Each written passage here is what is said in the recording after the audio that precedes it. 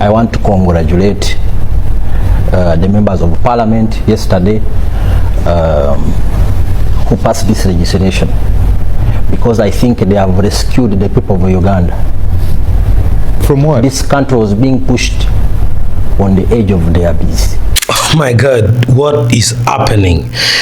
Something very, very serious. A big response from international community. That is the European Union that the man himself also does not like. Still talking about the very man who said, Eluelo, the former CDF, must run as fast as his legs can take him. If not, he'll get killed. He has faced several criticism from many people, including some people in the government, some people who also come from Western Uganda, but also there are a lot of people who defend him a lot. This includes a lot of people in the army, and also there's a possibility that his father, General Museveni, supports his actions a lot, because when they say the silence is a sign of approval. Because if you cannot come out to speak about something, it means you have approved what the person is saying. It means turning the military headquarters in Mbuya into a scene of crime where you torture people from. Then we cannot join in celebrating discipline in the army today. If discipline in the army means that your CDF can refer to the former deputy CDF as a buffoon and he gets away with it. If discipline in the army means that your CDF can threaten to kill anybody he wants, I will kill Bobby Wine, I'll kill Elweru if he doesn't use his small legs to run away. No, I don't think. He's a new type he's almost a Gen Z, I think. Like that. So, that's what we have already tried. He even attacked the Human Rights Commission. Yes. Yeah, but it's not a big issue. A video has emerged which depicts a group from European Union criticizing General Muhoozi during a meeting with General Salim Saleh. There are a lot of people who were in the meeting, Andrew Mwenda and a lot more other people were also in this meeting.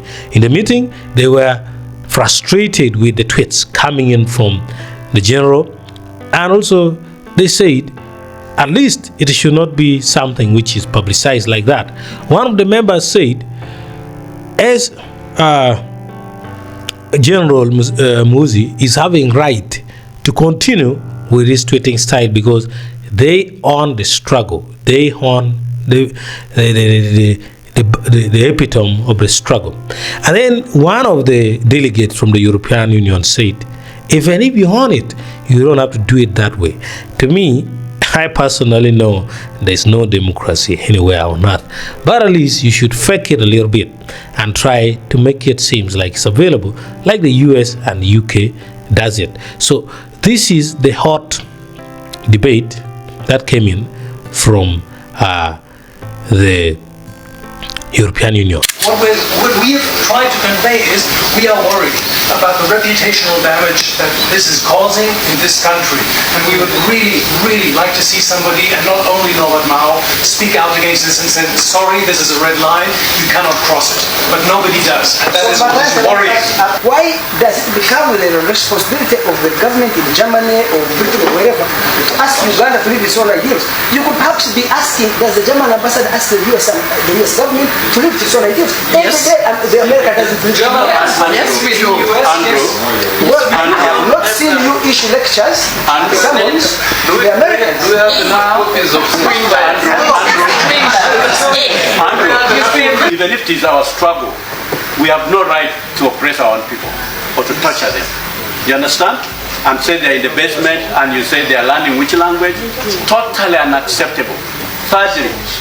Thirdly, when you become in that office, you are no longer yourself. That's the institution of the country. That's a pillar of the state. You must be careful how you conduct yourself. we call a ceasefire, and then we sit down and talk about the situation here and there. My brother-in-law is a German, you know. Yes, I know. You know Hirma. Hirma is almost killing me. Your son, I said that myself. Your son is also your son. Get him and talk to him, but on his behalf, I can apologize, but I don't know what he will do tonight. Now, the question is, should we have to rely on foreign people? Is this an interference into internal affairs of Uganda?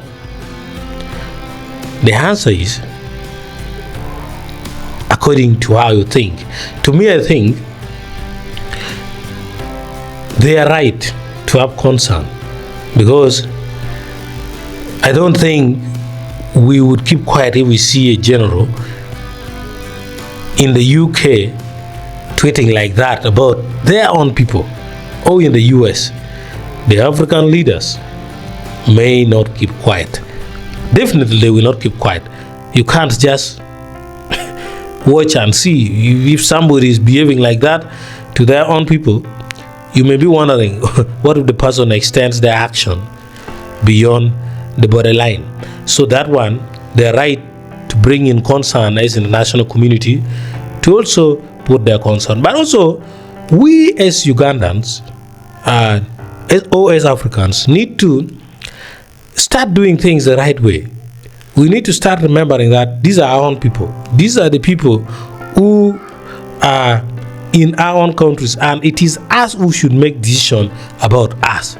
Now, this does not mean we should start chasing the other foreign people away from talking about our continent or our country. No, it means we should take responsibility for ourselves. To address it ourselves, we should set institutions that can make sure that these things are addressed. Well, you heard the guy mentioning the messages, the reaction from the Minister of Justice. That's Norbert Moore. I think Norbert Moore reacted with a lot of fear. Definitely, that is it. But then, it is what it is. That is the truth happening in the country.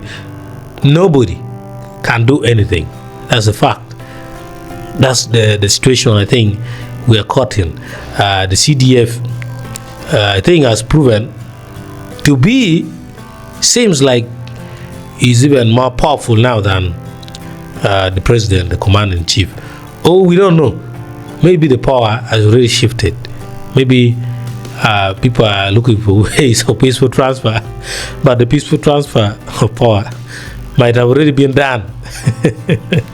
So, anyway, it's not a laughing matter. Let me know what you think about this in the comment section. Thank you.